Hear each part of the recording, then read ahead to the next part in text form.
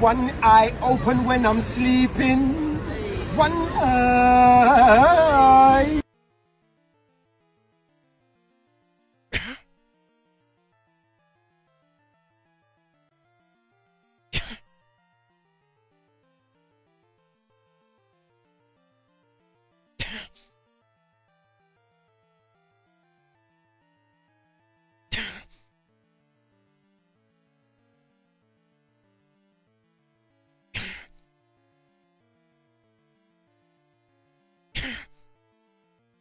That's the sound of what you would be hearing if the unchiseled Adonis was fighting you in a UFC battle, because that man would have won by smothering you. Okay? The unchiseled Adonis would have won by smothering you. Huh? You'd have been laying on the floor in pain, dying. Why am I crying? I ain't crying. Who the hell crying? Ain't nobody crying. Imitating if you were getting smothered by the unchilled Adonis. I know a lot of people wondering why the hell so late. Fam, I had no voice. I had absolutely no voice. Like even right now, you can still hear, still kind of raspy. No voice. 3 straight days of live streaming, 6 consecutive, videos that had to be made. It was brutal, bruh. Absolutely brutal. One subscriber said, "Have I slept?" Actually, I slept pretty good last night. I slept a good 8 hours last night, so that was all right. Noah said, "Am I black?" I'm albino. Matter of fact, I am a pale 93% Irish, Mexican, Scandinavian, Polish, Tanzanian, trans male, female. Eric said, "Am I going live for UFC 270? I will probably pop in for the main event." Actually, if I'm not mistaken, let me see. The NFL divisional game, because I know there's going to be an opening Saturday 4:30 and so. Okay, so Saturday divisional game. Sunday's game is at 3. Fuck. All right, so I will be live on Saturday. Shit, we could probably do the whole day. It's Bengals Titans at 4:30. I can definitely do that. 49ers Packers, I could probably do a back-to-back live stream for that game. And then I will carry that into UFC 270 with the Rams Buccaneers being played at 3 should give me enough time to be able to do commentary on both the Bengals Titans and the 49ers Packers. So maybe I might be able to go live for every game this weekend. So there's a possibility that I could go live for every game this weekend. So I'll let you guys know, most likely Fridays. Shit, now that I think about it. Do I want to go live Friday and then do 3 straight streams? Or do I go live tomorrow and then preview what's going to happen? No, it's better to go live the day before, make my picks, because then at that point I would know if there's anybody who's going to be missing any games. So I'll do that. But yeah, I will carry the post Packers and 49ers game. I'll take that into UFC 270. I think we could stay live for UFC 270. I just got to make sure that I have my HelloFresh food cooked. Got to have my HelloFresh food cooked. How you going to have the HelloFresh food cooked? What the hell is that going to mean? Somebody going to have to bring in their couple, and then I'm going to be with the lady while the dude make the food, and then I penetrate it in between games. But yeah. So that's probably what's going to happen this weekend. That's going to be interesting. So if that's the case, I better start drinking honey now to keep my my voice alive. But Tony, Random Oreo, J Jeff, J Money Jeff, pardon me, J Abdul, Aaron, Nestmaster, David, Rob, Dark Thunder, 1 subscriber, the swag the swag tiger in the building. Brandon, what's going on? Virtuoso, Calvin, Gray, Desi, Anthony White, Justin, Skullface Trey, Black Hood. Oh, Black Hood always showing love, steadily commenting on videos. You're one of the few accounts that I get notifications when you comment. I don't know how you did it, brother, but I see you. Let it be known that I see you. Skylar, Robert M, C Mitch, Tony, Big Fat Paulie, Trillmatic, Mike, Kasha in the building said lots of honey and tea and lemon. You damn right about that. You're damn right about that. I actually got to go buy some limes and some lemon because they ran out this morning, so I got to go buy some. But I do have some ginger tea, but that's not enough. I got to get me some limes, some lemon, cut up the doggone limes and lemon, squeeze them some bitches into a cup, put some honey up in there, some bitch, probably put in a little bit of rum, a little bit of whiskey in that, some bitch, because I'm an alcoholic. Mix it all up, and then fix. My gosh. That a stone Haitian Creole, motherfucker. Diesel in the building. Sabby Strength. AJ Clubbing Blow. DJ Hoops Gaming. Frilly in the building. Or Frill to Willie in the building. Spencer, what's going on? Matthew. Eric the Fan. J Frank. Tyrone. The Eccentric Dad said unchiseled Adonis reveal. Ironically enough, he is in the studio, so we can't reveal him. But he did order some HelloFresh, which is a good thing, as DDP would say. He's got a shit ton of HelloFresh. One subscriber said alcohol and tea is a thing. Yes, it is. Yes, it is. If I'm not mistaken, I don't think it's a Caribbean method, but I've only heard it from Caribbean people where you have lemon. I believe it was lemon juice, honey, fresh limes, a fresh lemon. And then you have a little bit of rum in there, and you mix that all together. I feel like I'm missing one thing. Why am I forgetting this? I literally did this remedy like two months ago, and my voice was completely shot. Can't remember, but yeah, it's things of that nature. Marquis said Michael Sam is underrated. Well, I can't really say he's underrated, but he's definitely underneath something. Julio.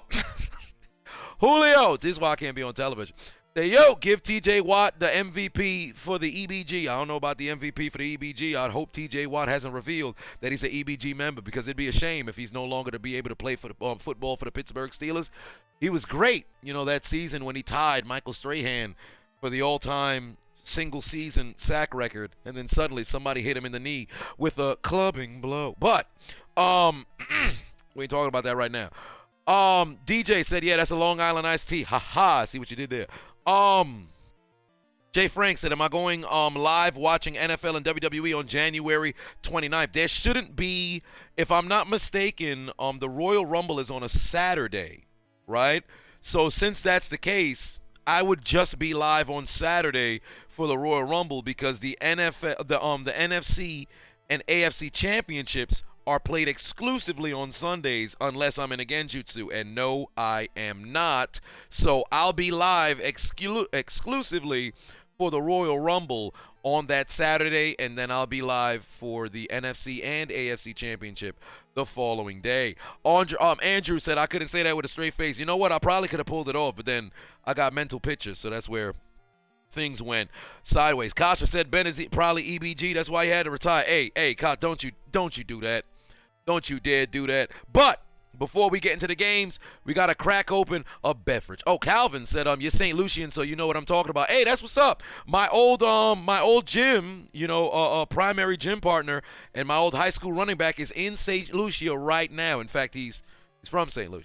But if you don't follow Mr. Point or Mr. Period 758 or just Mr. 758 on Instagram, that's my boy Brent. He in St. Lucia right now. I don't know if they got a fete out there. They got some sort of party or whatever. This brother living it up. He loved going back to his goddamn homeland. I don't know why his father got such big-ass hands. I would hate to be disciplined by that brother father. But we getting sidetracked. If you guys don't follow Mr. Rachel World on YouTube, go ahead and check him out. Although this fact, he ain't uploading like 2.5 years. But damn it, we working on that. Kidney Bean put 2 on, said last time I was going to need my 14 grams until next season. Well, if you're in search of your 14 grams, you came to the right place, because I'm your dealer and I got your hookup. Holla if you hear me, and when you do hear me, you got yourself 14 grams of what? You buy 14 grams of crack, then you sell it Then you get a fucking half an ounce. Who was on crack? And if you didn't know already, Lizzo was named, or I should say there was a manatee, and also two manatees that was named after Cardi B and Lizzo in is it Cincinnati Zoo? What was the zoo? I actually shared it on my Instagram. Hilarious. Let's see here. Did it get deleted? I hope not. Columbus, Ohio, a zoo named one of their manatees after Lizzo. What's hilarious about it was there was another manatee that was named after Cardi B, but Lizzo's the fat one. So, of course, that's the one that made news, and I'm pretty sure the Columbus, Ohio zoo will be under fire by the cancel culture plus size community. Do they care that Cardi B was also named? Not at all. I am changing a lot of tones, so I'm going to stay just here. Whatever the case may be, I may be orange, maybe I'm turning into a Simpson. Whatever the case is, Simpsons are yellow. But let's break down these games. Seljan put 5 on and said, yo, Chisel, hope all is well. With you, brother, I just had to stop and give you a shout out. I appreciate that, brother, always showing love. Now, let's break down what is happening in the NFL this wildcard weekend. I'm not doing predictions for the divisional round. I'm do that when I go live either tomorrow or on Friday. But we got ourselves a little bit of Stone Cold Steve Austin's Broken Skull IPA. I actually still had some left, so we fixing to crack this bitch open. What's funny is this is like 2 months old. I don't know if beer expire or not. But, or is it 3 months? So how long did I have these beers? I can't remember. Whatever the case is, it's been refrigerated. We're going to have ourselves a swig. Cheers to you. I am not chugging it. Last time I did that, I had acid reflux. That shit fucked me up for like 2 weeks. It's not happening. That's a good beverage. All right. First and foremost, Raiders, Bengals. This is the only game I got wrong in my prediction during wildcard weekend. Why did it happen? Because the Raiders forgot how to run the football. But first and foremost, claps in the chat room. Who they said they're gonna beat them Bengals? Nobody. 31-year curse is over.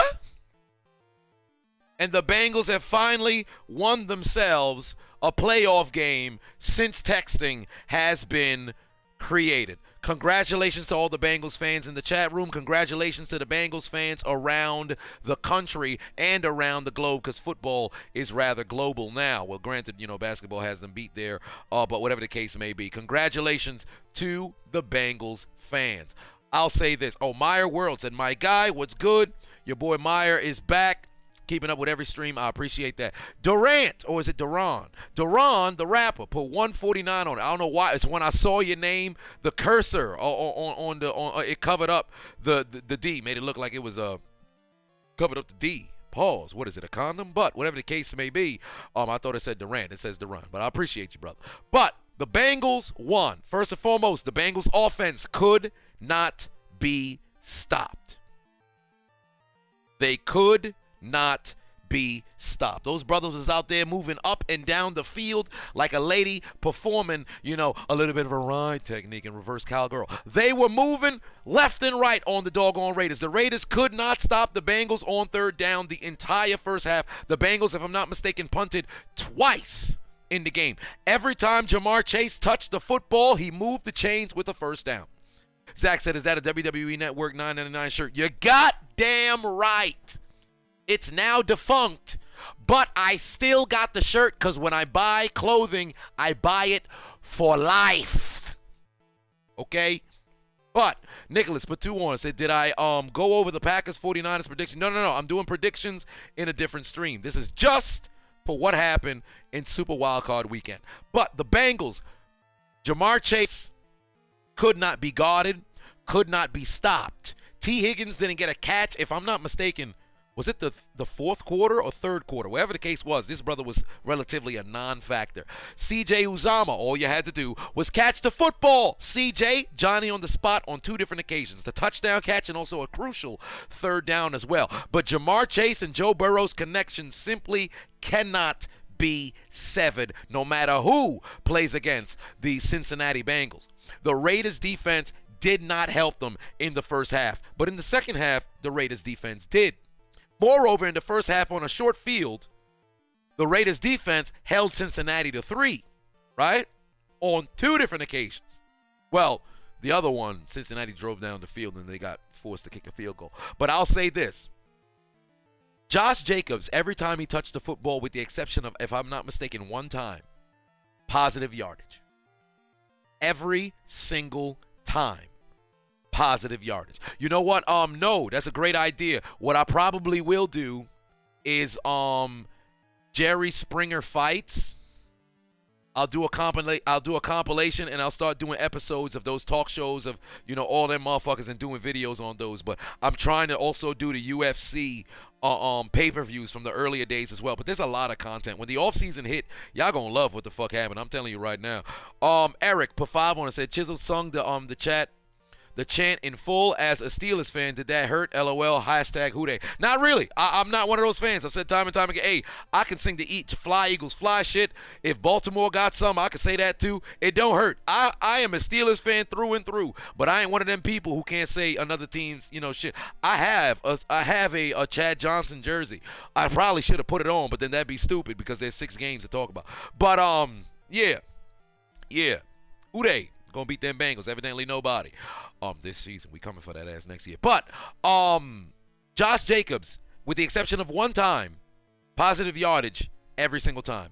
Why the fuck did the Raiders not give Josh Jacobs the football? Moreover, Darren Waller, non-factor.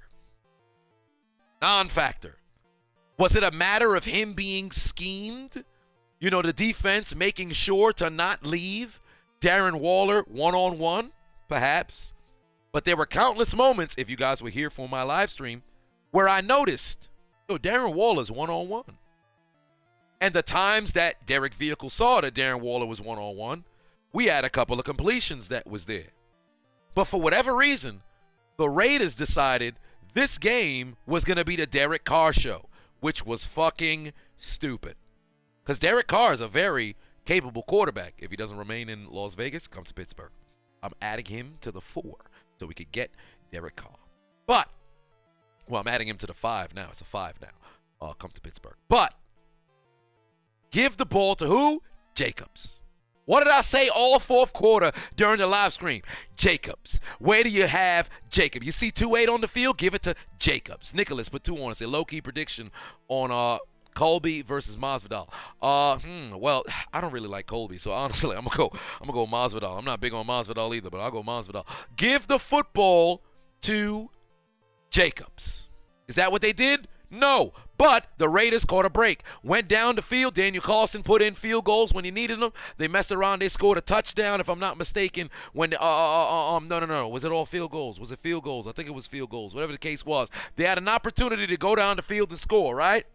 Then Hunter Renfrow started to actually figure out, hey, I can be an X factor. I can show up here. I can catch some passes. What didn't make sense was Renfrow and Waller both ended up getting shut down. Bengals defense is decent. They're all right. They ain't good enough to shut the 2 of them down. Want to know why they got fucked? Because the Raiders' offense was absolutely terrible. So goddamn predictable. The offensive line for the Raiders also did them no favors. I don't know who 76 is, but I do know 70 is Leatherwood, and Leatherwood has had a brutal rookie season. Don't matter where you put Leatherwood, that brother gonna hold, that brother gonna get beat. He did not have a good game, did not have a good season. The Raiders fucked themselves, and in the clutch, ENT drove down the field. And when you needed to get points, you needed to put points on the board, you was in a situation where you had to throw. Their decision making was so goddamn stupid. So goddamn stupid. They fucked themselves. They did it to themselves. The Raiders lost this game just as much as the Bengals won this game. Derek Carr had a hell of a scramble down the field. What happened? Some bitch got called back because motherfuckers is holding. I think on their final drive, they had 3 holding calls. How does this happen? Cut the shit out my finger slicing potatoes earlier. Just like the Raiders cut their fucking feet off. You should have handed the Raiders a gun. They shot themselves in the foot. Should be a goddamn shame. Mr. Nobody said, should the Colts just bring Peyton out of retirement? Peyton is retired. He is not coming back. That man is enjoying retirement. It's never happening. Who the Colts need to call is the grave of Johnny Unitas. Bring that brother. Raymond Berry is still alive. So get Johnny Unitas. Just take some dirt, some soil from Johnny Unitas' grave. Then bring it over and drop it in whatever quarterback's cleat is playing and hope to God that it could revitalize the spirit of that brother. Because whatever the case may be, honestly, I think they might mess around and move on from Wentz. Trillmatic, you ain't shit. Man said Lizzo built like a clogged artery. God damn. Damn. No, she kind of built like a punctured lung. See, now we playing doctor with the size of Lizzo, and that's not nice. But the Raiders lost the game. Why? Josh Jacobs and also the defense's inability to get off the field in third down. Those are the two motherfucking reasons. And moreover, Joe Burrow was relatively clean until Max Crosby was finally able to make his way to him. So, there is that. Next up, the next game. Necrophilia in Buffalo. I knew the Bills would win, but holy shit, did I not see them blowing out the lolly lule low like that. The Patriots were down by 40.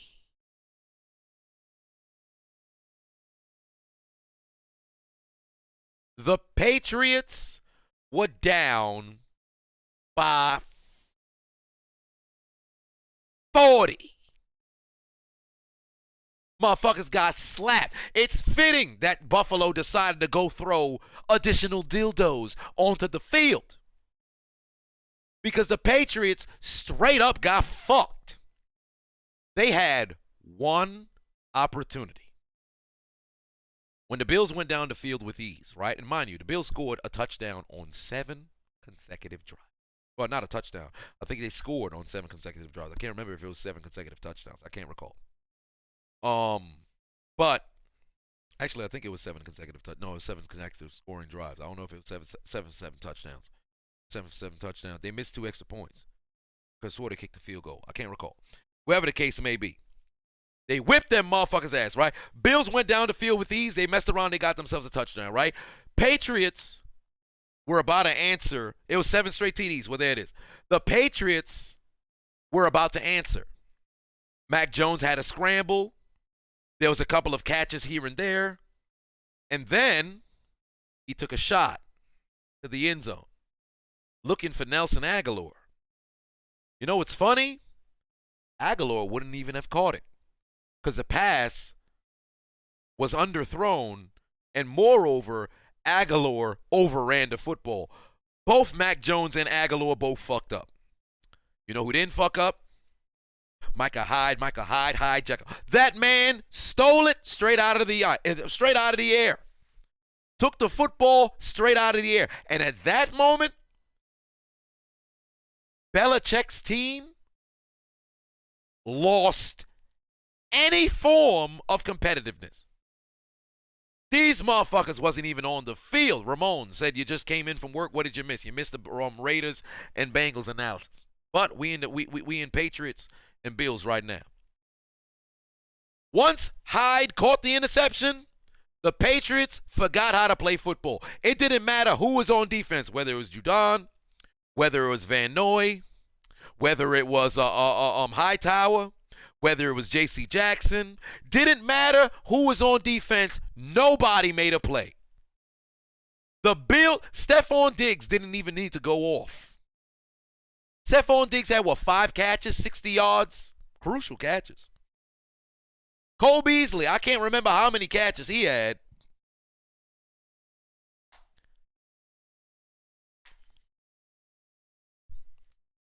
Josh Allen had 4 incompletions, 5 touchdowns. I don't think I've seen that since Kurt Warner in a playoff game.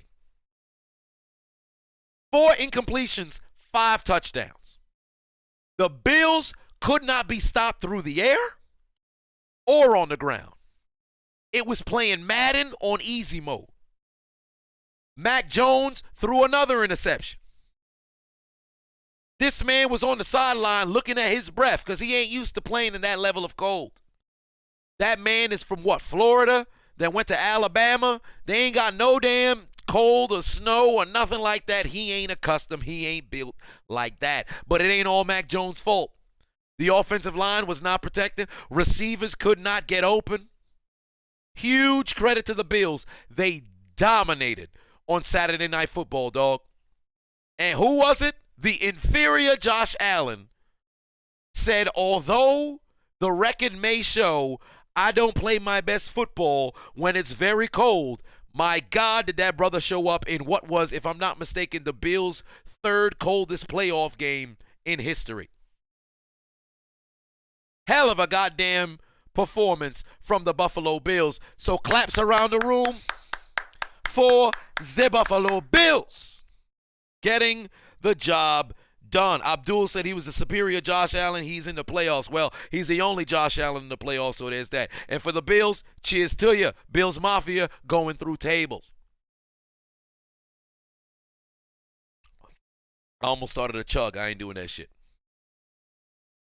Cordell said, I'm critical of Allen, but he went Super Saiyan 2. Indeed he did.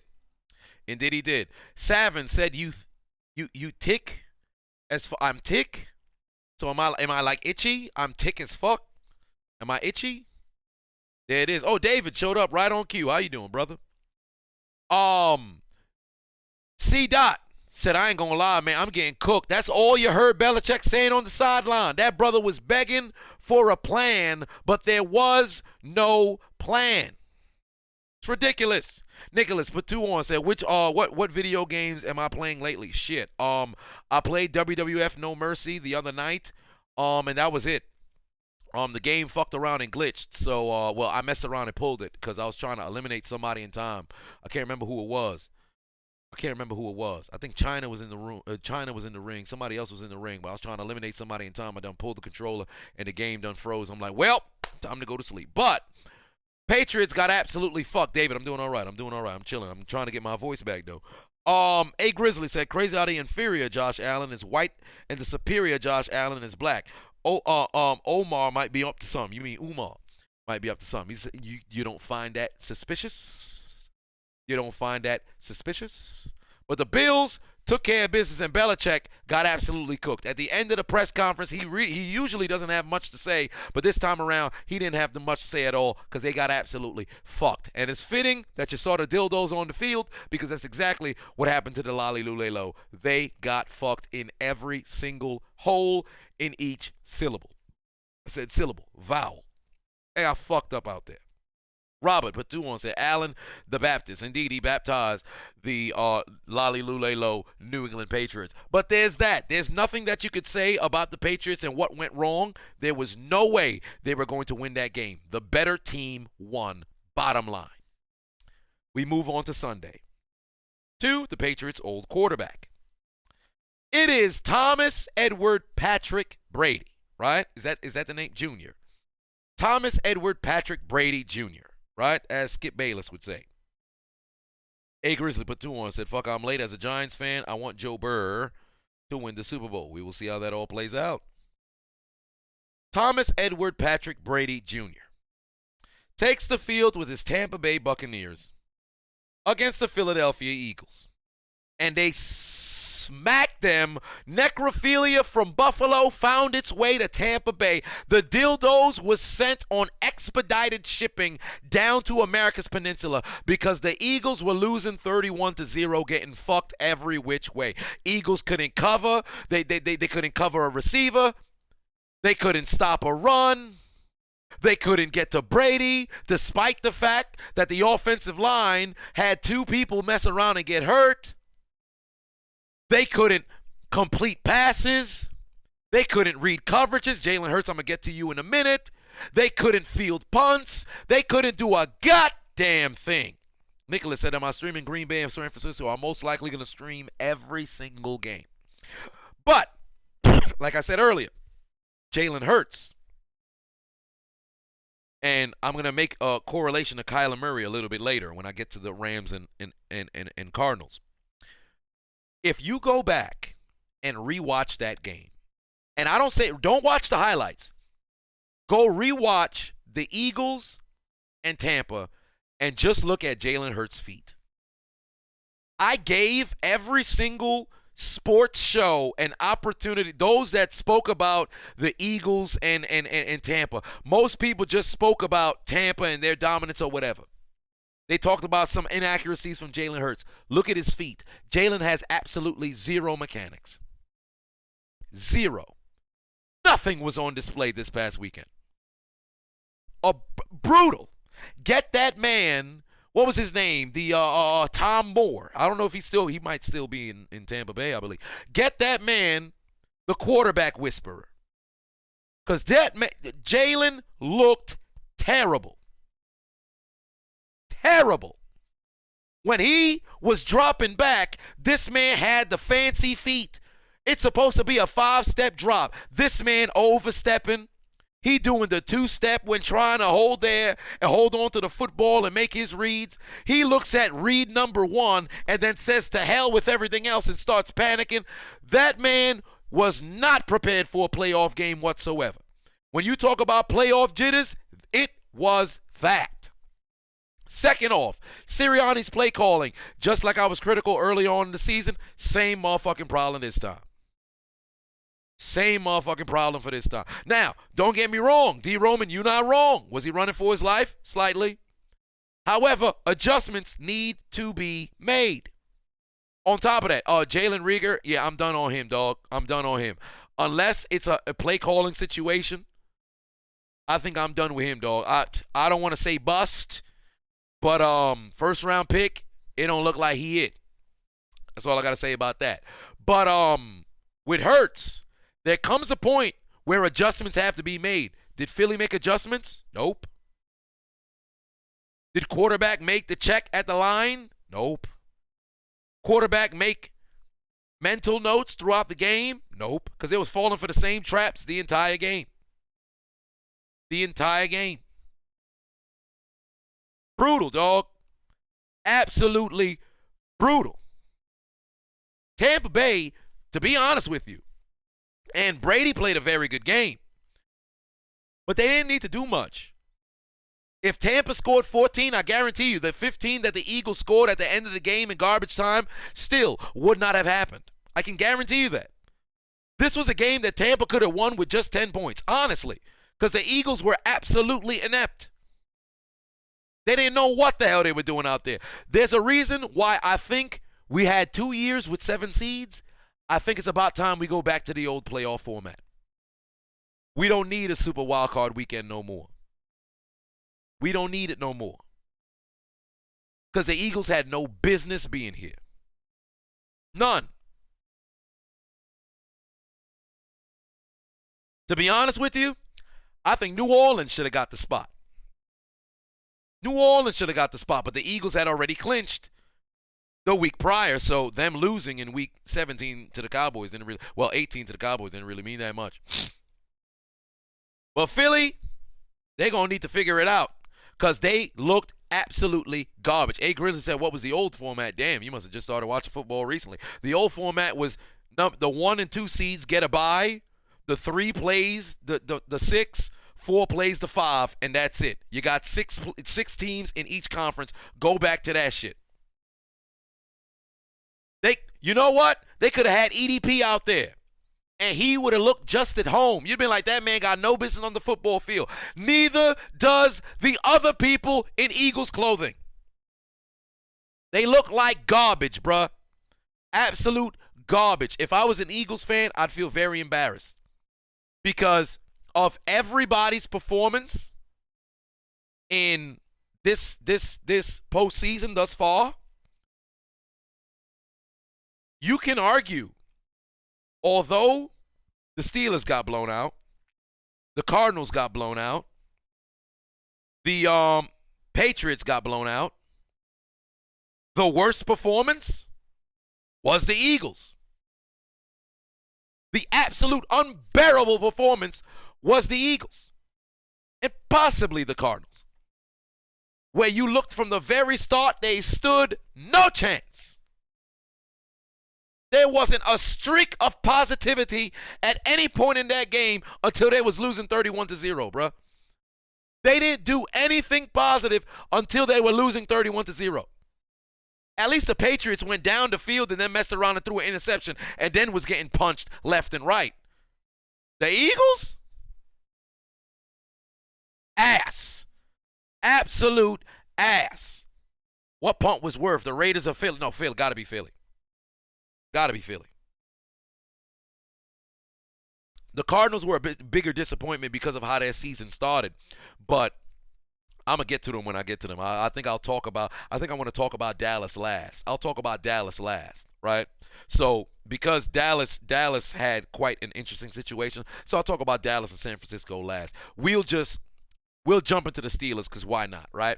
So that's it on Tampa and Philly. Because Philly, they earned that ass whipping, right? Terrible motherfucking performance. Now, I'll say this about Pittsburgh and Kansas City.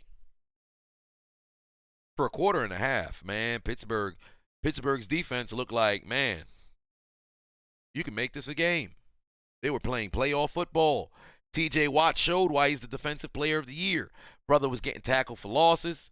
Brother was recovering fumbles, taking them in for touchdowns. Man, we got a pass defender that led to an interception. He was out there also attempting to draw a holding call. He finally was able to get one, I believe, in the second quarter or third quarter, whatever the case may be. He was out there showing his worth, getting double teamed, but getting off the first person so fast, the damn statistics could even read it as a double team, right? Cam Hayward was making tackles left and right. But the Steelers' offense still struggled to move the football. First and foremost, Mike Tomlin starts out the game receiving the football. Why would you do this? Why would you do this? I don't understand that. You know this offense has struggled the entire time. Why bring them out first? But regardless, they go 3 and out. The defense forces Kansas City to go 3 and out, right? So here we go. Tony said, he is so buy. Who buys? But the Ryan Patu said, if the Steelers draft a QB, who do I want? I don't want them to draft a QB. There are 5 names that I'd like to see, and I just added a new name in Derek Carr. I want to see 5 people in Pittsburgh. Rodgers is at the top of the list. Russell Wilson is number 2 on that list. Deshaun Watson is number 3 on that list. Matt Ryan is number 4. Matter of fact, Matt Ryan is number 5. Derek Carr is number 4. I want a vet in Pittsburgh. But the offense for the Steelers didn't look the best. However, there was 2 moments in that first half that really, stood out to me, right? Because we already know the offensive line wasn't that great. Najee Harris wasn't going to get as many, holes as we already knew he wasn't going to get. Deontay Johnson had 2 drops in the first half. 2. At very interesting moments. First, remember like I spoke about earlier, TJ Watt had the deflection that led to an interception? Pittsburgh had the football. I believe they were at the 38 or the 42. Whatever the case was, they were approaching Kansas City territory, right? Big Ben throws the ball to Deontay Johnson on a play that he'll probably be able to pick up the first down or set up a 3rd and short. He drops the football. This is coming after a turnover. This is momentum that's being built here. You get a turnover, you usually try to turn that into points. Deontay Dropson is what we should call. Deontay Dropson drops the football. Pittsburgh gets it. No, matter of fact, he drops the football. He then jumps and causes a false start. What was now 2nd and 8 turned into 3rd and 8, turned into 3rd and 13. Ben overthrew Juju. They punt. Kansas City gets the football back. Fast forward a couple of, punts from both teams. McCole Hardman tries to hand it off to Williams. Williams fumbles. TJ Watt, or I should say Cameron Hayward hits Williams. He fumbles. TJ Watt takes the football, goes into the end zone. Pittsburgh is leading 7-0. Right? This is the 2nd turnover of the game. The first turnover could have possibly been turned into points, but Deontay Johnson drops the football. What does Kansas City do? They answer right back, down the field with ease. Why? Because Jerick McKinnon couldn't be covered. McCole Hardman could not be stopped either. Kansas City evens up the score at 7 apiece like that. Pittsburgh now tries to answer. They set up I believe it was a 3rd and 2. Big Ben looks left. Deontay Johnson. He drops it again. These are two crucial moments in the game. You had a turnover. Your offense comes on the field. Opportunity to answer on that turnover and give your team the lead. He drops the football there, then goes and false start, putting them in a 3rd and long situation. Pittsburgh has been ass on 3rd and long all season. You just fucked your team. Then the Chiefs, down the field, they score. Now the momentum, which was once Pittsburgh's after the defensive score, is now stifled, and we've got an even game. Pittsburgh, in an attempt to try to answer, Deontay Johnson dropped football. You punt. Kansas City, 35 unanswered points. Well, they already had scored 7, so let's just add the 28 afterwards. And then from that point, the game is over. That's what happened there. Now, I'm not going to put all the onus on Deontay Johnson. I'm not going to do that. But that was the moment where Pittsburgh's opportunity completely changed.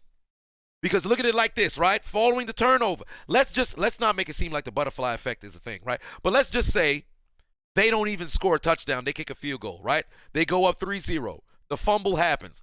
They go up 10-0. Granted, Kansas City is going down the field and they score. Rather than it being an even lead or even tie game, it's 10-7. That doesn't necessarily change the game, but you're in a spot where, we still a little bit comfortable. So maybe the offensive calls are a little bit different. But Deontay Johnson's drops on 2 drives that could have became something promising is what changed the tide for the Steelers. And Kansas City took advantage. Pittsburgh's defense, they can never get off the field on 3rd down. Moreover, let's just say Pittsburgh mess around, they just score touchdowns, right? Does Kansas City keep running the football the same way? Probably not. They turn into the Mahomes shit.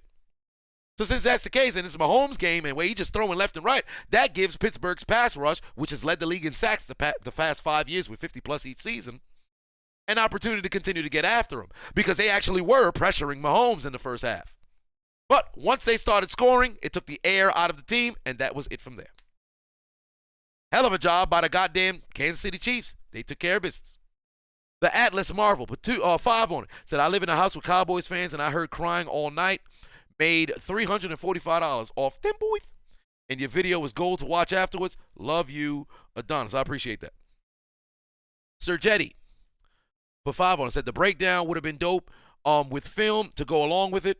I love the content anyway. Hey, you know what? That's something that I might incorporate next year. I'll see if I could get, I say next year, maybe this upcoming weekend. Well, actually, no, it's going to be kind of tough to do it up this upcoming week. I got to figure out the way around the copyright shit. And then if I could do that, then I'll be able to do it, right? Because I could talk about it and make you visualize it. But if you don't remember what happened on the field, then it's going to be kind of tough to be able to see the shit. So I'm going to work on it. I'm making it much better, But that's what happened with Pittsburgh. Kansas City's offense could not be stopped. Once they got going, could not be stopped. The run game, nobody was getting contacted until there was about 7 yards down the field. You'll never win football games if you can't stop nobody. Jerick McKinnon took about 17 pairs of ankles.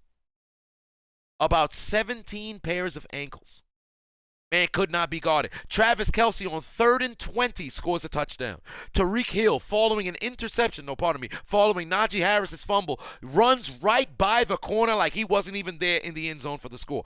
Pittsburgh went from 20 minutes of great defensive football to a 12-minute game span where the defense did not exist. And that's how Kansas City won. And it was too easy for Patrick Mahomes. Why? Because it's what? I just had the clip. I lost the clip. God damn. I'm going to wait till the people say it in the chat room while I'm searching over here. Son of a bitch, you know what? I'm just going to go search it my goddamn self and put it over here. Let's go. It's free real estate. Let's just put the goddamn free real estate. Goddamn it. Done fucked up the queue of everything. We'll just put it's free. There it is right there. We're going to get the real estate. We're going to leave that some bitch looping like a goddamn motherfucker, man. Done fucked up the goddamn timing. But it was what? It's free real estate. Free real estate in the corner. I feel like I just saw the actual free real estate. Son of a bitch. God damn it. It's free real estate. Free real estate. Once more. It's free real estate. All day. All day. Brother could not be stopped. EJ in the building. What's going on, brother? It was free real estate, and the Kansas City Chiefs are on to next week to go take on Buffalo. So that's it for the Steelers game. And Big Ben was indeed his retirement party. And it's unfortunate he didn't get a chance to throw a last-second touchdown, similar to his loss against Jacksonville. But ultimately, it is what it is. And Pittsburgh lost. Did not pull off the upset. Biggest playoff upset, most likely, in the wild card round of all time. That's not what happened. Now, on to Monday Night Football, because I'm going to talk about Dallas and San Francisco last. On to Monday Night Football. First off, we shouldn't have Monday night playoff games. Only reason why I felt like, I could deal with it is because of the Manning cast. But then, at the same time, that got nothing to do with the players on the field. That has everything to do with the it has everything to do with the viewer experience. Shadow Black says, Shadow Blader, pardon me, says, why do I do free real estate when Patrick scores? His last name is Mahomes. Real estate deals with homes. Free real estate, Mahomes. It's a play on words.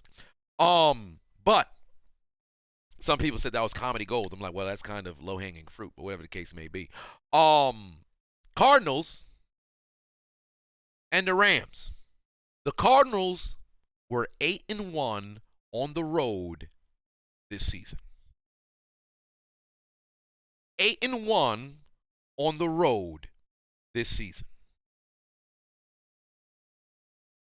They got straight up fucked. They were not prepared for a playoff game. First and foremost, opening drive for the Cardinals. 3rd and 11. Kyler Murray drops back, launches the football down the field. Kristen Kirk, Rondell Moore? Moore was both down the field. The football dropped right in front of the both of them. No, and mind you, Kirk was closer to the football than Moore was. So Moore laying out probably wouldn't make it. Kirk laying out would have probably had an attempt to catch the football. Why the fuck did nobody lay out for that football? I wish I had the clip here to show it to you. But those of you who remember, now you're in a situation where it's like, oh, wait a minute. Well, yeah, they're 8-2 now. Yeah, their season done. It's the playoffs. Murray threw what I believe was probably his best thrown ball all day. It's right in front of you. Dive for the football. Both them motherfuckers stared at the ball, drop right in front of them. I said, oh, Cardinals losing. It's over. It's over. What happens the next drive? I believe Stafford punts. The next drive after that, Murray punts. And then things get interesting. Why? Because Odell Beckham was the X factor for the Rams offense. Odell gets a huge gain. They go into Cardinals territory. They get a good hand. No, first off, Sony Michel, the drive before, gets a 35-yard run. Then Odell mosses somebody in the end zone, gets the Rams on the board. Fast forward, the Rams find themselves going down the field again, scoring yet another touchdown. Now they up 14-0. What do the Cardinals do next? The Cardinals backed up inside their own 5, right? Granted, the Rams going to bring pressure. I'm never somebody who tells you to take a safety. You got to have that internal clock in your head. Kyler Murray is now getting tackled, right? He's getting tackled in the end zone. Don't take the safety, but don't throw the football into the air. What does he do? Motherfucker throws the football into the air. Up for grabs. Intercepted. Can I get a pick six? Ba-da-ba-ba-ba. The Cardinals getting fucked in this bitch. Cardinals was getting fucked left and right. You losing 21-0. The Cardinals looked like a JV football team. Offensive line couldn't block. Kyler Murray was doing the Jalen Hurts out there. What do I mean by that? Brother had the happy feet. If you remember the stream on Monday, I kept mentioning the happy feet. Look, go back, watch the entire game of the Cardinals versus the Rams. Look at Kyler Murray's feet. That brother would drop back, and and mind you, there's sometimes when you look at Brady, you looked at Peyton Manning, and they would move their feet and chop in the pocket. They'd be making their reads. Kyler Murray wasn't making no read. That man was panicking. Granted, the O-line didn't give him that much time, but Kyler Murray refused to even take the time that was allotted to him.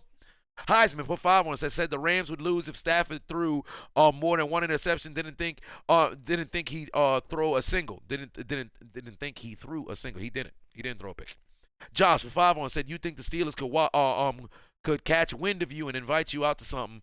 Maybe Nancy is involved. Much love, bro. Keep it up. I think there's probably there's a number of people in Pittsburgh who definitely watch my videos. I don't know about the Steelers players who watch it, but maybe next year I'll pop out to a training camp.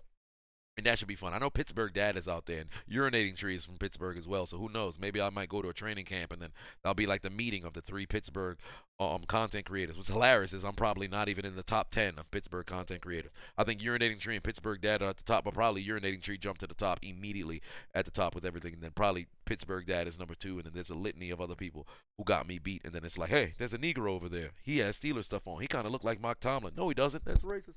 And then, they let me in. But whatever the case may be. The Cardinals, they look like ass through and through. They couldn't even attempt the run game anymore because they were down by double digits. So they said to hell with the run game, which was a huge, crucial part of their offense, right? They had no DeAndre Hopkins, but you already knew you wasn't going to have DeAndre Hopkins. So what should you try to do? And I spoke about this on Monday. What is the weak point of the Rams defense? Their linebackers. What did the linebackers do all day yesterday? Well, 2 days ago. Did they cover people? Fuck no, they didn't. Fuck no, they didn't. The Rams linebackers left when they were in coverage. Let's say you had hooks and curls. Their depth was terrible. The safeties would bail. Kyler Murray would have somebody running over the middle and never attack it.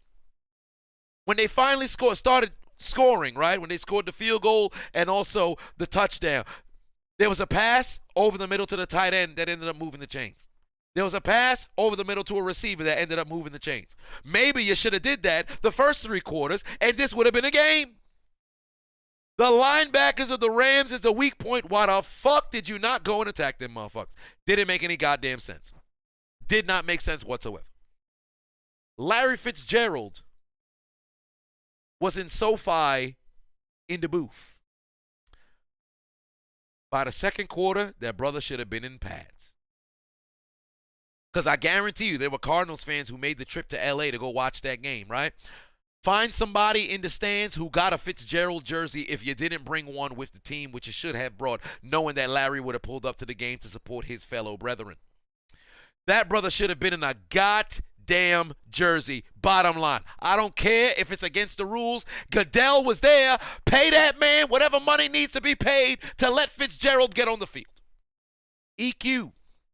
Pardon me, put 5 on and said it looked like Kyler was trying to throw it up to the stands for Larry before that pick 6. You ain't wrong about that. Maybe he was trying to get the football to Larry. Why do I call the Patriots Lolly Lule Low? Metal Gear Solid. Look it up. Fitzgerald should have been on the field because the goddamn receivers should have noticed straight out the gate. Oh, wait a minute, yo, why the fuck we not attacking the linebacker? How is it? Y'all watch film. You do this for a living. You still trying to push the football vertically down the field. That's stupid. Use your common sense. Take what's in front of you. Is that what the Cardinals did? Nope. And that's why the fuck they lost. Kudos to the Rams. Moreover, kudos to Matthew Stafford. He did not turn the football over. That was the one crutch that he had ran into during the tail end of the season. He kept turning the football over. Cam Akers, goddamn, laid the wood on Buc Baker. My God, get well soon, Buddha. I am ecstatic. This brother said he was feeling better, and if I'm not mistaken, he's walking, things of that nature. I'm happy about that. Cam Akers, a lot of people calling the brother dirty because he did the whole little boy kind of situation. I've been on a field. A lot of people have played football before. When you're watching in television in super slow motion, you're not seeing what's happening in real time. You see a motherfucker who laying on the floor after you laid them out. You say, ah, yeah, little boy. You notice that they ain't moving. Now they bring out a stretcher. You say, oh, shit. And that's what happened with Cam Akers. So I ain't going to penalize the man, make it seem like homie ain't know. Well, why did he say fuck him in the heat of the moment? It's mere seconds after you fixing to probably win a playoff game. Of course you in a situation where you feel like you talking shit. Like, yeah, man, I'm laying somebody out. We feeling good about ourselves. It takes a second for the reality to kick in. To be like, oh, shit, yo, this is more than just a game. We up, you humans up this motherfucker. It takes some time. When you a fan, you sitting at home, your team losing, of course the first thing you want to do is say, yo, fuck that dude, I hate him. So it's good for Buc Baker that he's doing all right. I don't think people should continually vilify Cam or whatever. He came out, he said, yo, my bad, I didn't know the situation. And then there was that. Nessa Master said you'd smash Lizzo if she was willing to pay your student loans off. Shit. Willing to pay off my student loans. I'll lube up a carrot. She ain't going to tell the difference. Josh put 30 on it. Said, forgot to send this to last live. I'm going to make it a point every anniversary to send you some for helping me get through those cancer days. Appreciate you. Keep shining and sharing your gift and passion with us. I appreciate you, brother. And moreover, I'm ecstatic that you are free of that cancerous disease. I appreciate you. Cheers in the chat for Josh Jones being cancer. But the Cardinals got embarrassed. And last but not least, the Dallas Cowboys and the San Francisco 49ers. You want to talk about a game that really bothered me? First and foremost, 5 home teams advance and the fucking Niners. Where's Rex Ryan when you need him? Remember years ago, a decade ago, 3 home teams advance and the fucking Jets. There were 6 wild card games. The Bengals played at home. The Bills played at home. Tampa Bay, they played at home. Kansas City, they were at home too. Los Angeles, wow, they were at home. You wonder why there was only one team that had to deal with Cry Me a River in the chiseled Adonis commentary? You want to know why it was the Dallas Cowboys? Because the Dallas Cowboys fans were there in bulk. I wonder why that is. Because they played at home in Arlington, in AT&T Stadium. But just like AT&T reception, the Dallas Cowboys reception for football production was not on display. Motherfuckers was tied. If I'm not mistaken, they had the number 1 offense in the league. Tied for the number 1 offense in the league. This is the second most points they ever scored in a goddamn season in franchise history. You had 7 points through 3 quarters. You did it to yourself. Penalties all over the goddamn play. 14 on the game. 14. Dallas had 14 penalties. Tied a franchise record. Motherfuckers was holding. Illegal hands to the face. Interfering. Doing stupid shit. You talk about the Patriots getting fucked, the Eagles getting fucked, the Steelers getting fucked, the Cardinals getting fucked. They should have whipped out the dildos for the Dallas Cowboys, because if there was anybody this weekend who fucked themselves, it was the Dallas Cowboys. Oh, I'm preaching now. This might be a classic. Somebody might as well start screen recording. I have never seen a team go out there, screw themselves. Well, then again, we've seen it time and time again. But if we talk about as for this postseason, nobody fucked themselves worse than the doggone Dallas Cowboys. 14 motherfucking penalties. Offensive play production, absolutely abysmal. Zeke, of course he wasn't going to get that much production on the ground. 12 carries, you're losing. Why run the football? You're wasting time. Makes sense. But we already knew this. Zeke was playing with a sprained MCL or ACL or LCL or PCL or it doesn't matter. So if you knew you wasn't going to run a football with Zeke, why not utilize Tony Pollard? Oh, did he have over 5 carries? I think not. And if he had over 5, it damn near wasn't 10. It damn sure wasn't 10, I'll tell you that right now. CeeDee Lamb, 1 catch. 1 catch on 5 targets. You targeted CeeDee Lamb, who is in most single coverage, 5 times.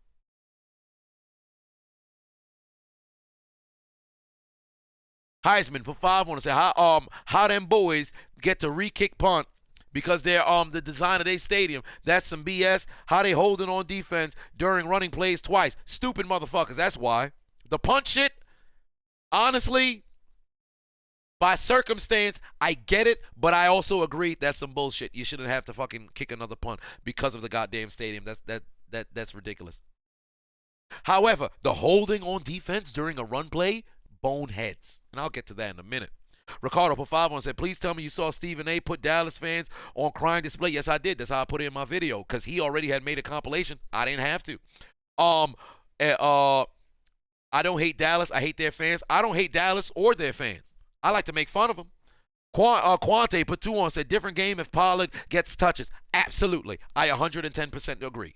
But you know what? I believe Dallas would have been in the same position that they were in because motherfuckers was targeting Dalton Schultz left and right. Now, don't get me wrong. Dalton Schultz had a hell of a season. A hell of a season. And when we talk about NFC tight ends, you have Kittle and Pitts. Then you have Dalton and Dallas Goedert, who had very good seasons. But we all know, when you talk about catching the football, you talk about playmaking ability. Would you bet money on CeeDee Lamb or Dalton Schultz? Don't even answer that because it's a rhetorical question. Everybody would pick CeeDee Lamb. So why the fuck does Dalton Schultz have 10 targets and CeeDee Lamb got 5 when that brother was in primary single coverage? Troy Aikman put out a statement today saying, I don't understand how the fuck CeeDee Lamb ends the game with 1 catch. Was it because the man got strapped? No. Dak wasn't looking his way. How is it that y'all have number 1 offense in the league? Get that man the football. No, TJ Hawkinson, no, he got hurt this year. That's the only reason why I don't put him there. How the fuck don't you get CeeDee Lamb the football? What was the game plan for Dallas? What was the game plan for Dallas? There was no game plan for Dallas. Dak was out there making terrible reads, throwing the football so goddamn, predictably. It was ridiculous. It didn't make sense. Mike McCarthy, that brother need his ass whipped. That brother need his ass whipped. The play calling was abysmal. The execution was abysmal. And I'll say this about Dallas defense. Say what you want about them. They actually played a better game until the penalties overcame everything. Because this was the moment that we was going to get too early. Right? Dak throws the interception. Deebo Samuel scores, I believe, on either the next play or 2 plays afterwards. Right? And yeah. Jerry Jones might as well suit up. I think I have a photo of Jerry Jones. I in a helmet. If I'm not mistaken, I think I definitely downloaded a photo of Jerry Jones. I should have Jerry Jones in a helmet. Let me scroll here. I could have swore I had Jerry Jones in a motherfucking helmet. We got memes galore. Oh, there it is right there. This is what probably needed to happen. Son of a bitch. I gotta convert this son, but god damn it. It is a JF. God damn it. Let's get Jerry Jones in a helmet.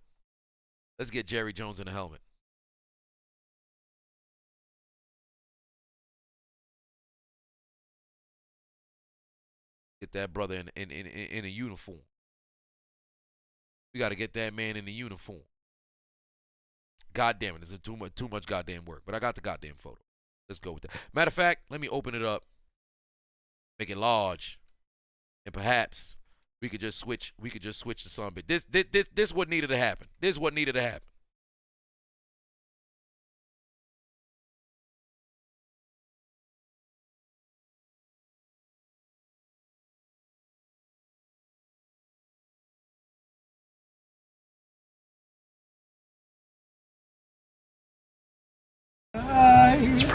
One eye open when I'm sleeping.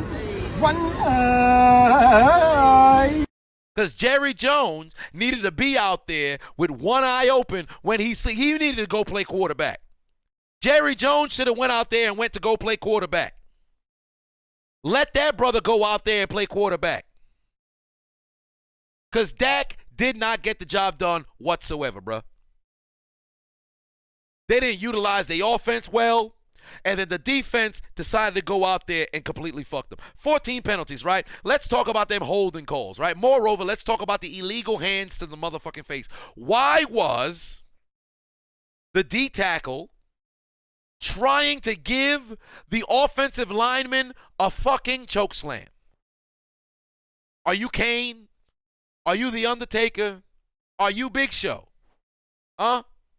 What are you doing? You playing football. Why you got your hand substituting as a chin strap? Are you stupid? Then to make matters worse, Randy Gregory decides to tackle an offensive lineman on the 49ers' final drive. So you lost a timeout because you decided to go and bear hug motherfuckers. How do you tackle an offensive lineman and get a defensive holding on a running play when you're on defense? I don't understand how that happens. Now, granted, the Raiders had 3 penalties called on them on what would be the final drive of their season. But they were on the offensive line. This is the defensive line. How you tackling an offensive lineman? No, KT Chris, no. Dan Quinn, we could sit here and call Dan Quinn a butt. It ain't Dan Quinn's fault for this game. Nope. Don't get me wrong. Debo was eaten on the ground, through the air. Didn't matter. Debo was there, boss. But that's just discipline on the field. That's the players. You get a blessing in disguise. And this is where we reach our climax. You get a blessing in disguise because on third down, Deebo Samuel appears to have put the game away, right? Top shot up, put 5 on, said the Cowboys let the fact that they were on Nickelodeon get to their heads, so they played the way they did. Well, there it is. Deebo Samuel runs what should have been a first down. But, rightfully so, his knee was down a centimeter before the football picked up the first down. I should say the football passed the first down marker. So what happens next? 4th and inches. Shanahan says, fuck it. We gonna end the game right here. Trent Williams doesn't get set in time. Doesn't get set in time. So now you get a blessing. You get the football back with no timeouts remaining. You know the defense that the 49ers run? Probably the stupidest prevent defense in the world, but the most effective if the opposing team don't know how to fucking play football. So what happens? Dak to Dalton Schultz. Or I should say Dak to Tony Pollard. Takes it to, I believe, the 40. Heisman put 5 on, said I'm a Vikings fan. Last play had me saying, what the fuck was that? But with the way our season went, Dallas losing the first round of playoffs made up for it. Well, there it is. So, Dak finds Dalton. Dak finds Pollard, right? And they still got time on the clock. They got, I believe, 11 seconds on the clock. With no timeouts. No, 14 seconds on the clock, pardon me. You know what Dak does? Let's run a QB draw with no timeouts remaining on 2nd and 1. Right? Okay. That's fair. You're at the 40. Let's run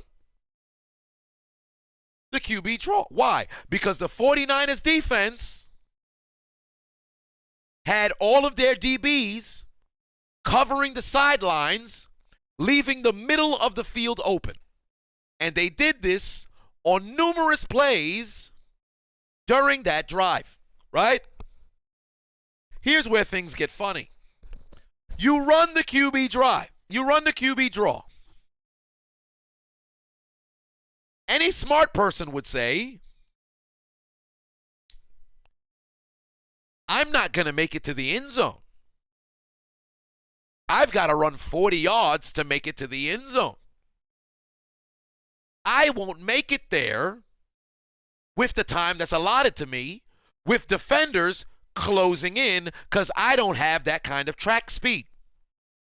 So what I should do is pick up the first down, give myself a fresh set of downs. Also, don't go too far to where my offensive line can catch up so we can spike this football in time. But not Dak Prescott. Not Dak Prescott. Oh, no, not Dak. Dak needs to run for 15 fucking yards. Why pick up the first, slide, and then spike? Oh, nah, let's not do that. Let's run as far as we can until the defenders are going to close in on me so I could slide right there. Stupid. Huh? You're retarded. Are you an idiot? Are you an nincompoop? This motherfucker had no timeouts left, and he decided to run for a 15-yard gain. What makes matters even worse, he knew exactly what he was doing. Because when he took off running, did you ever see him try to get to the sideline? Fuck no, he didn't. He ran straight down the middle. Straight down the middle. And he began to slide with how much time on the clock? Let's say 6, 7, right? So now you got 300-pound linemen trying to catch up in time so you can set up the spike. You know what makes matters even worse? Let's just say the referee spotted the ball at the appropriate time that they thought they was going to get it. You know time would have ran out anyway? You know this, right? They wouldn't have had a second at all. You have to have the clock in your mind knowing when you're going to spike the football, it's going to be about, let's say, 7 seconds until the football is able to get spiked. When Dak made it to the 30-yard line and picked up 10, he could have stopped there because he got more than enough on that drive. He could have stopped there because he had more than enough on the run. But he decided to try to go for more. And that's what royally fucked him. That is what royally fucked him. Because there was 10 seconds left on the clock when he made it to the 30-yard line. But he decided, I'm going to keep running and try to go as far as I can. So stupid. Because at the end of the day, you already knew you wasn't going to make it to the end zone. You would have to heave it to the end zone anyway. So why? What's the difference between 5 yards and 10 yards? What's the difference? There's no difference when you still got to heave it to the end zone. You've got the arm to throw it from 50. There is no difference from you throwing it from 25 to you throwing it from 30. Heisman put 5 on it. Said Alex Boone on the purple delay says it should take at least 17 seconds to run a play. Get then to spike the ball and then run the next play. No, it could actually take much less. I've seen it done less. And then the Cowboys don't know the rules. Because the smart thing to do was, every single play, the referee has to touch the football. So why is it that now we don't remember that? So what we're going to do is we're going to create the tightest motherfucking wall for us to snap this football, but not even let the referee through. How don't you know this? How don't you know this? Dallas needs dildos because they went out there and they fucked themselves, dog. Dallas went out there, they need dildos because they fucked themselves.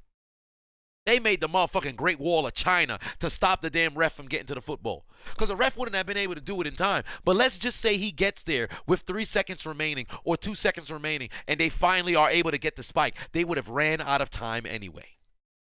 Dallas did everything in their power to screw themselves out of winning this game. They did it to themselves.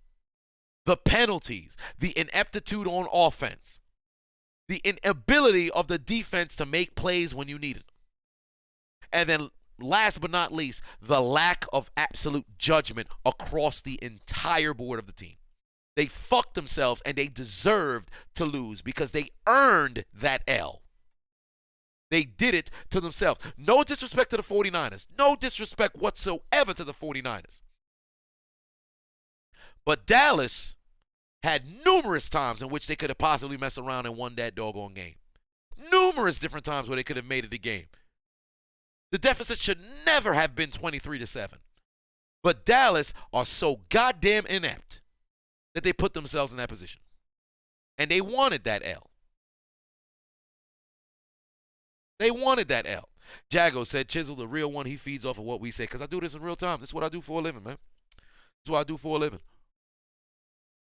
I ain't got no doggone strip. I got my phone looking at the chat room on hot mic.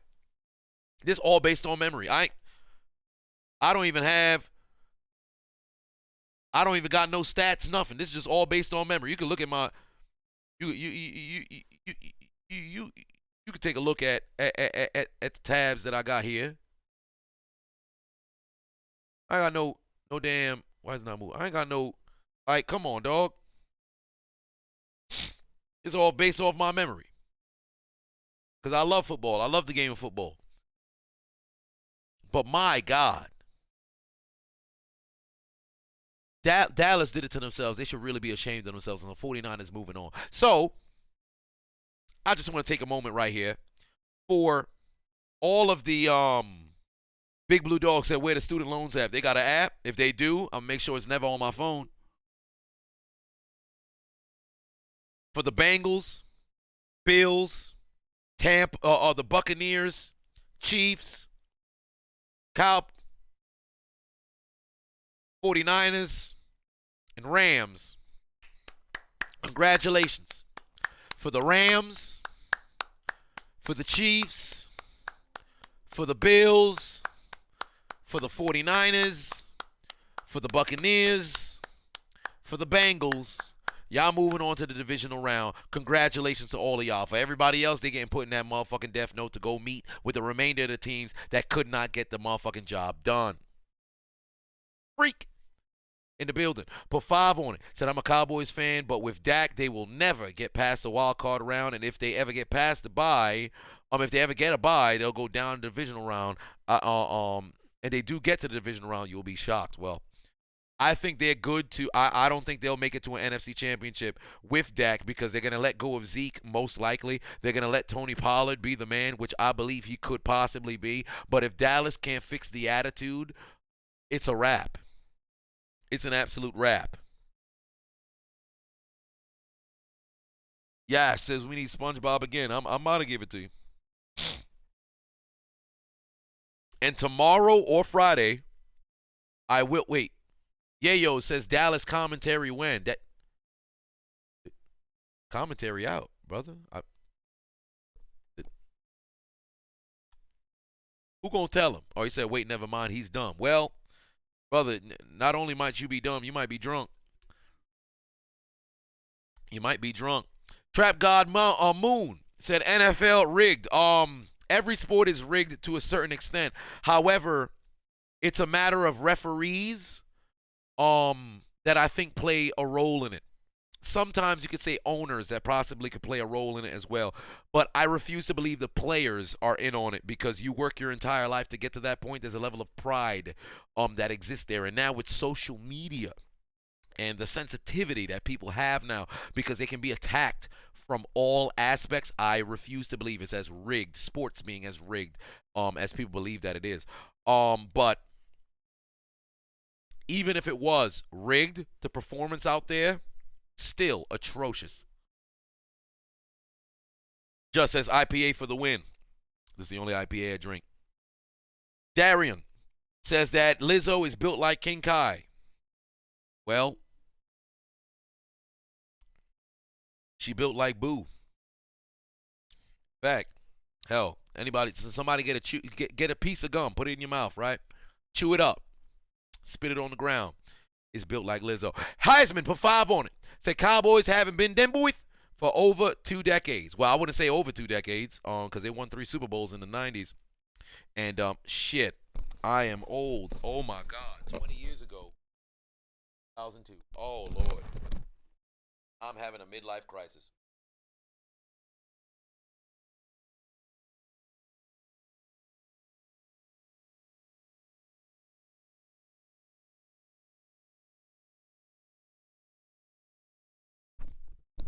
Where's the X-Files? Where's the X-Files music when you need it? 2002. Yo, 9/11 was 20 years ago. Oh my God. I just realized I'm old.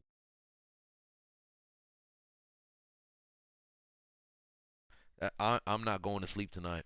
I'm not going to sleep tonight. God, dog. My apologies. You're right. They haven't been them boys for over 20 years. Oh my God.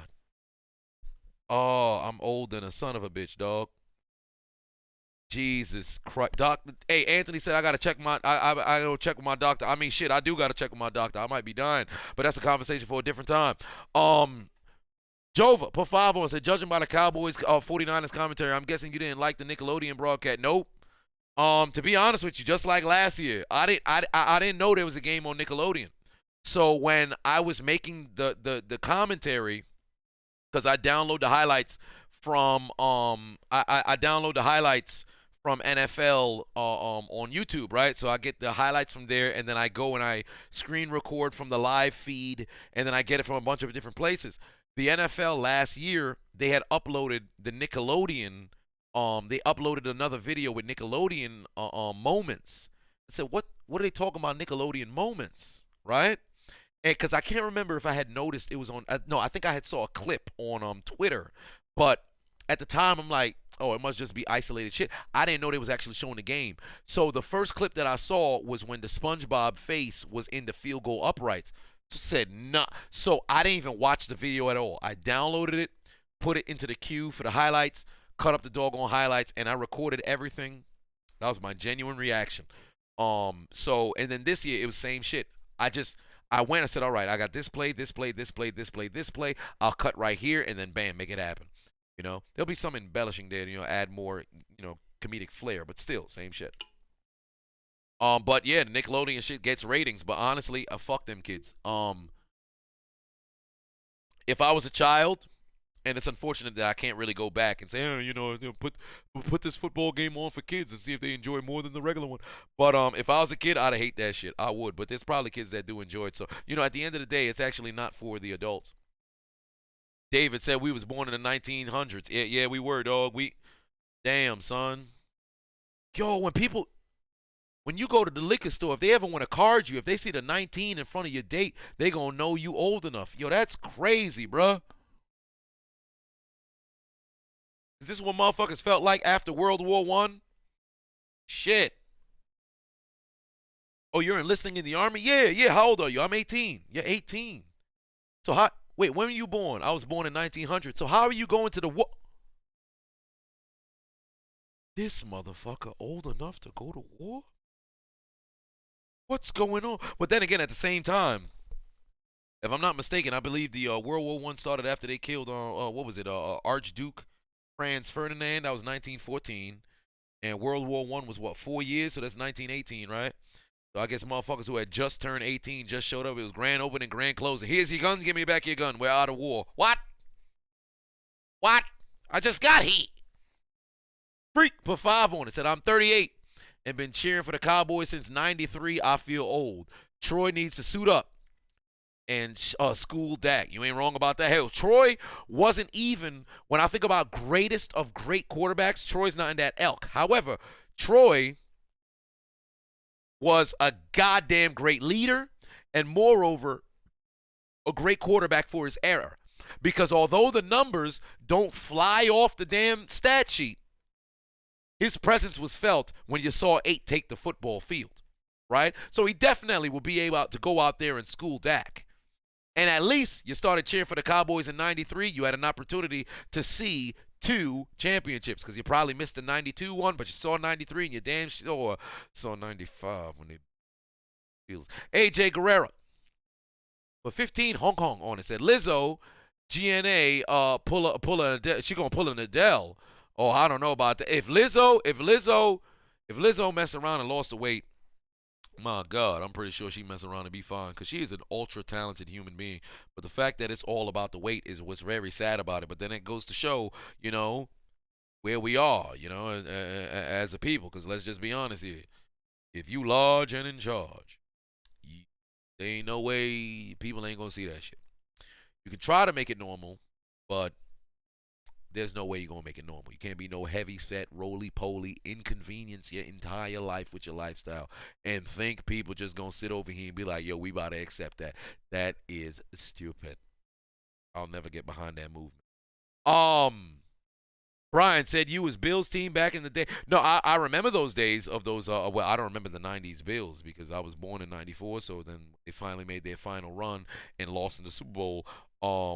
I was approaching 1 because, the season is the year that the season started. So the 94 Bills, well, actually, no, it was the 90s Bills, 91, 92, 93 Bills. So then by 94, yeah, I missed the entire 4 Bills run. So it didn't work out. Yeah, I said unhealthiness shouldn't be celebrated, but there's thick and then there's thick. Well, whatever the case is with all those thick, it ain't good. Especially if it's only with C's. But wait, hold on, wait, Jay, you said what? She ate Oreos with mustard? I beg your pardon? Wait, Lizzo ate or she did what?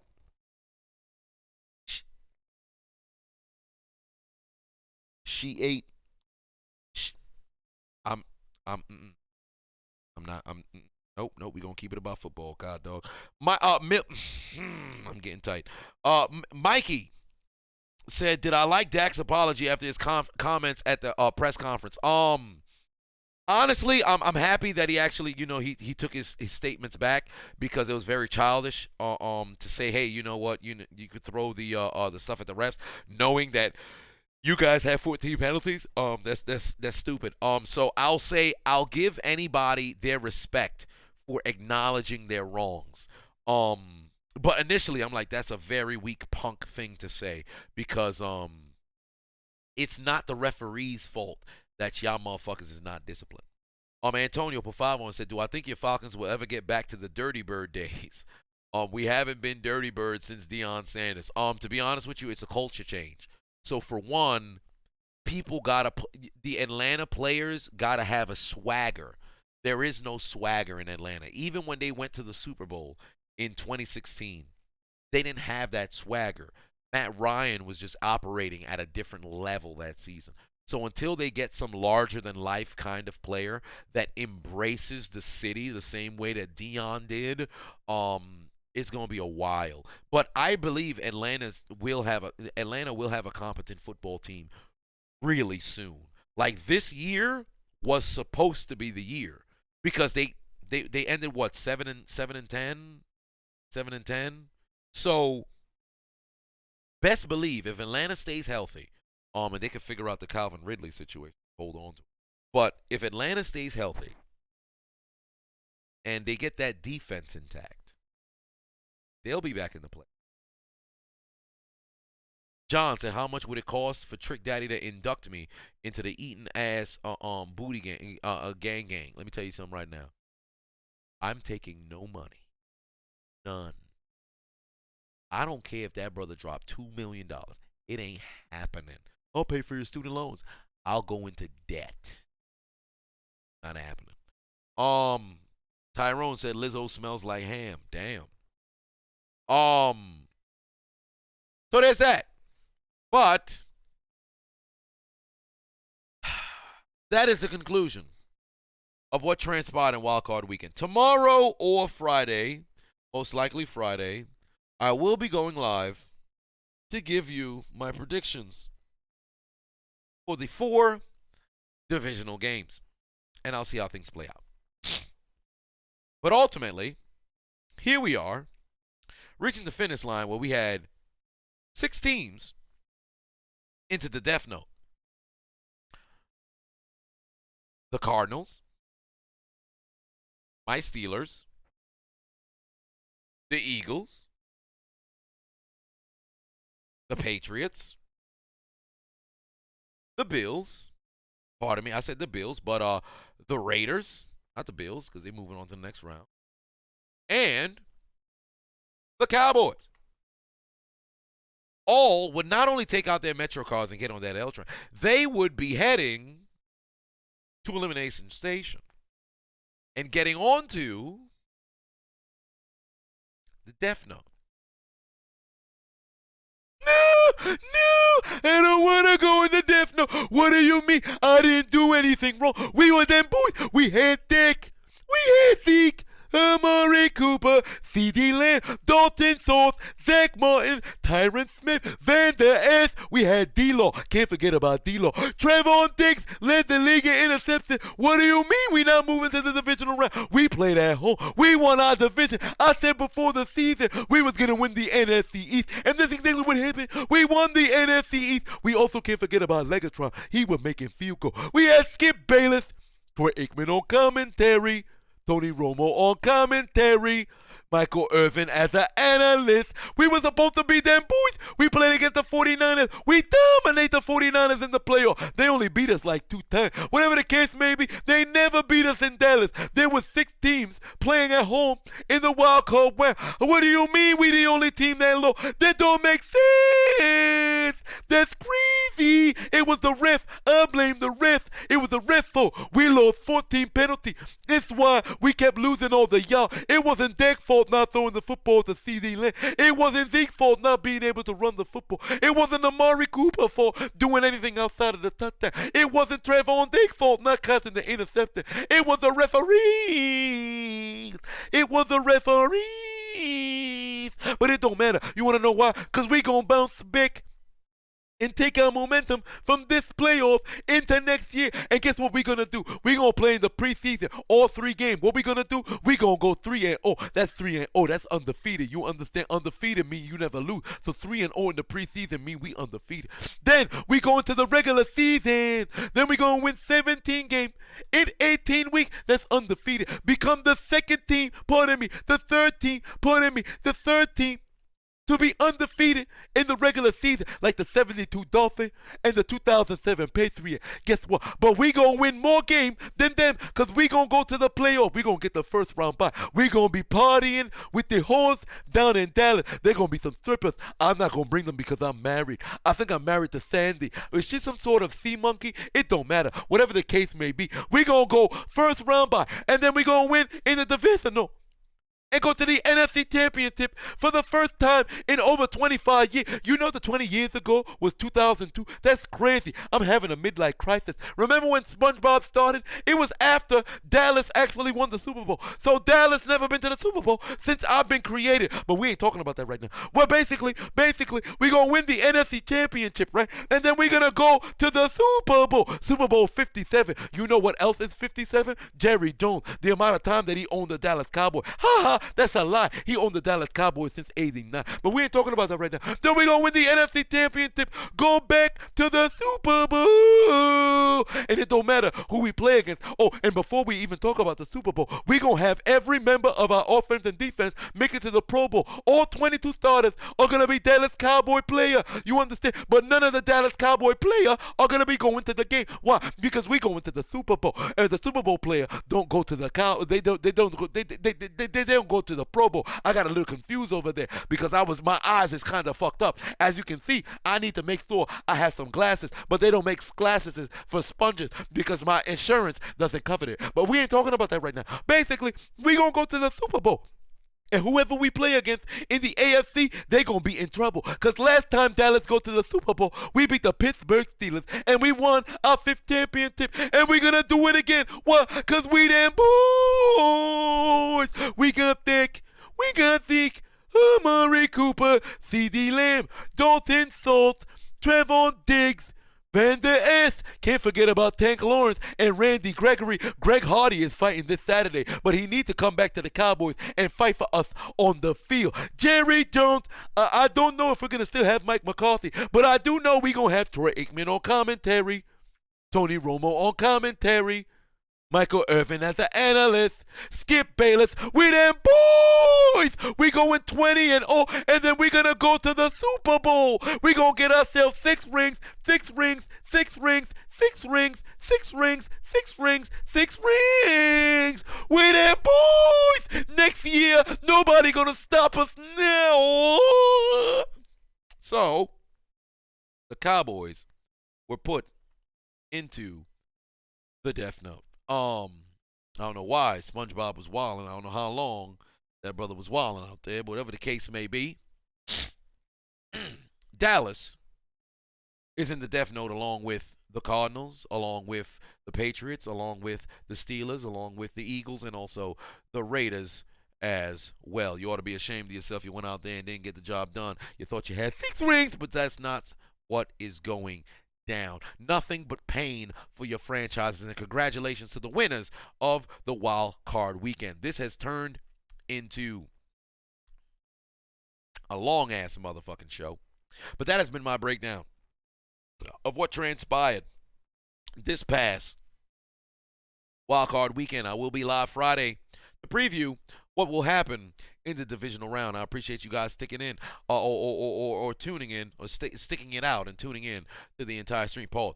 But I have been your host, the diligent, vigilant, meticulous, sagacious, conscientious, analytical, methodical individual, the chiseled Adonis. I'm going to say that again. The diligent, vigilant, meticulous, sagacious, conscientious, analytical, methodical individual, the chiseled Adonis. I'll say it again. The diligent, vigilant, meticulous, sagacious, conscientious, analytical, methodical individual, the chiseled Adonis. And I will see you in 2 days. Y'all have yourselves